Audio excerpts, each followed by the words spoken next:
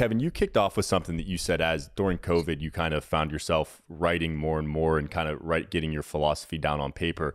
I would love to kind of dissect a little what your philosophy is and kind of how you landed on it. Was there, I know you talked about having the cleft palate as when you were born and kind of working through that. Is a lot of your philosophy shaped around kind of your experience, I would assume, and can you kind of unfold there or unpack that for us? Yeah, for sure. It's definitely based on my experience, but you're ignorant when you're in it. You can't see the forest through the trees. You know, looking back on my life, of people ask me all the time when here's a picture of me when I was born with no face, and here's me at Burt Reynolds in Hollywood. Well, how the hell did that happen? And why? And even the friends I knew growing up, like I was a pretty happy kid. I was hard nosed, but pretty happy. Like, how can you be happy when you're getting bullied and beaten up? And I was like, I don't know. Maybe I'm too dumb not to be happy. I mean, just.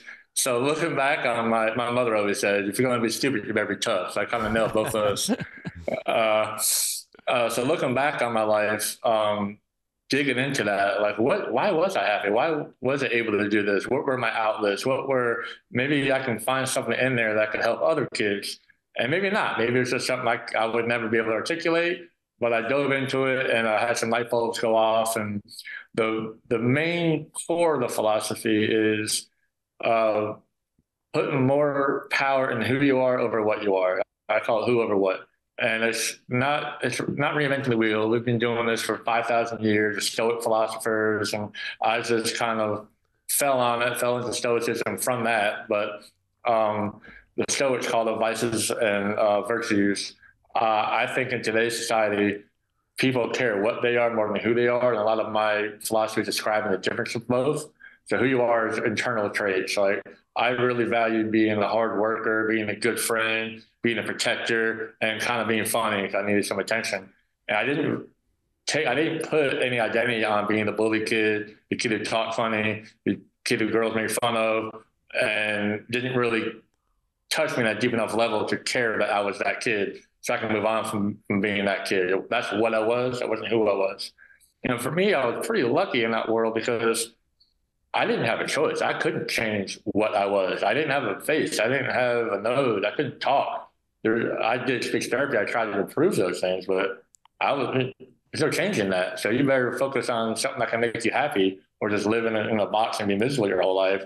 So I was forced to do that like from birth. So it's always kind of been my how-to is I don't really care what I am externally. I really focus and take pride in who I am internally. And that's carried me through Hollywood. And then it let me leave Hollywood too. I was a Hollywood stuntman, hanging out with stars, making a lot of money, traveling the world. But that still wasn't who I was. That was what I was, what I did. So I was able to walk away from that with no ego, it was pretty easy for me to transition. And a lot of people go through transitions, whether a single mom or lose a child, or everyone goes through a transition at some point. And if you're tied to what you are more than who you are, you're going to have a hard fall, and you're going to hopefully learn that lesson at some point. I learned it very early, and that's kind of the core of my philosophy, who over what. If I articulated that well enough. Yeah, you did. And what bubbles up for me is, because I'm a Carl Jung nerd, is that like it's you're almost like the wounded healer archetype, meaning like you at a young age had something that some people would consider like a severe crisis that maybe for most people doesn't happen until their 20s, 30s, like you said, maybe a single mom, a divorce, they get fired from their job, even something like that. Whereas you kind of had to go through that dark night of the soul at a young age. And what that does, like, and those are my favorite people in my life too, is like, you can see it in somebody's eyes when they go through that, because you can't fake that. And when you come out the other side, you usually have the wisdom then to hold other people's hand through it. And that's the wounded healer archetype, is that if you weren't wounded in the first place, you would never have the wisdom you have today.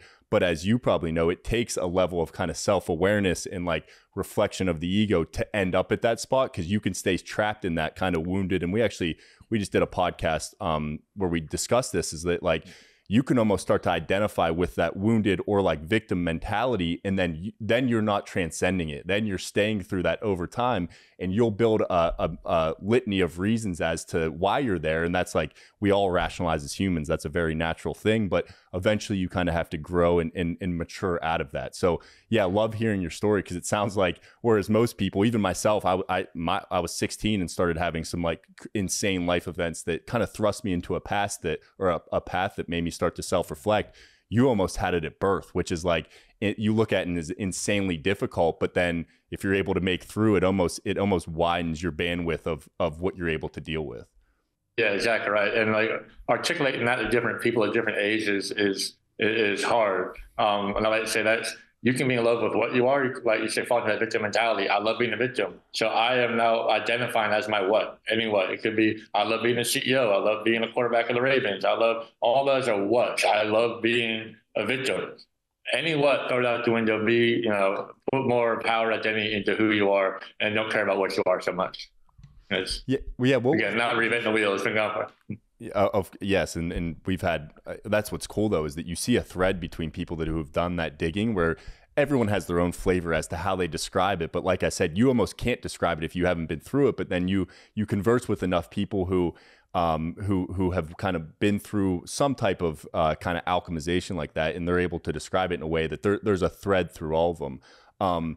Did you have any moments on your journey where you felt like it was dark, like it got dark for you? Because I know you kept saying like, no, I was a pretty happy person.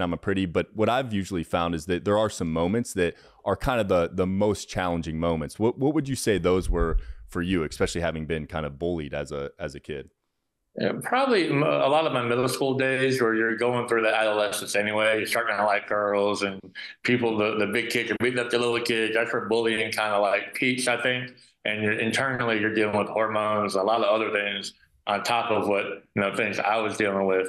There were times in those days where it was kind of like a lot of carpet being pulled out from me, because I would be on a football team and baseball team. I have good friends to hang out. And then the next day they would make fun of me and using me to up their status with a girl they liked and embarrassing me in front of people. Like, oh, I thought we're friends. And that sucks. So kind of learning that landscape it got pretty dark there for a little bit, which made me reflect internally more and write a little bit more, watch a little bit more, be more observant of who's actually a good person. And even looking back on my philosophy now, who at that age cared about who they are, what they are, like who had the high ego, the high confidence, or who were humble, who weren't. So that helped me. The darker and more depressed I got, the more I just kept quiet and observed. And I learned a lot in that observation in those dark times that I used later on. But and then when I was in college, I got wrongfully arrested, thrown in jail, was facing like 25 years to life for something I didn't do. For 2 weeks, I was in jail, the door shut, like, you're not getting out. I'm like, I don't know what happened.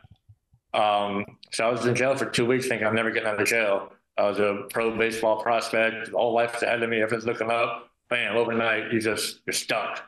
And the first couple of days, this is not real. This is fine. 3 or 4 days later, like, shit, this is my new life, I guess. So what am I going to do in here? So it got dark in there for a little bit. But luckily, it only lasted 2 weeks. I got out. They dropped the charges, and I was fine.